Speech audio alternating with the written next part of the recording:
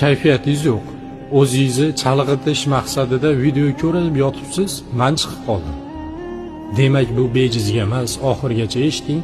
Men sizni kayfiyatingizni ko'tarishga harakat qilaman. Xo'pmi? Biz sababini qilyapmiz, harakat qilyapmiz. Yechimini oqtaryapmiz, lekin buni yechimi kimning qo'lida? Allohning qo'lidami? Bizni kim yaratgan? Bizga o'sha sinovlarda, o'sha qiyinchiliklarni kim beryapti? Allohmi? Demak, biz Allohni esidan chiqqanimiz yo'q. Siz Allohni esidan chiqqaningiz yo'q.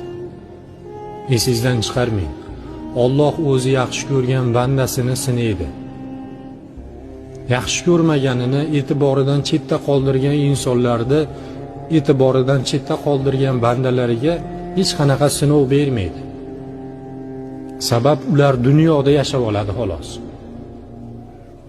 Jannatni umidida bo'lgan, Allohning jamolini ko'rishni umidida bo'lgan bandasiga sinov beradi. Dunyo shunaqa, sinovli dunyo. Bizi muammolarimizni yechimi Allohning qo'lida ekan, siz hech qachon g'amgin bo'lmang. Kayfiyatingizni hech qachon dunyo tashvishlari uchun, dunyo matohlari uchun kayfiyatingizni tushirmang. Allohga havola qiling. Hammasi uni qo'lida. Biz shunchaki sababini qilamiz.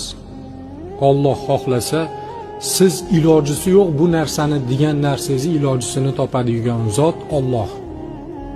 Esingizdan chiqarmang.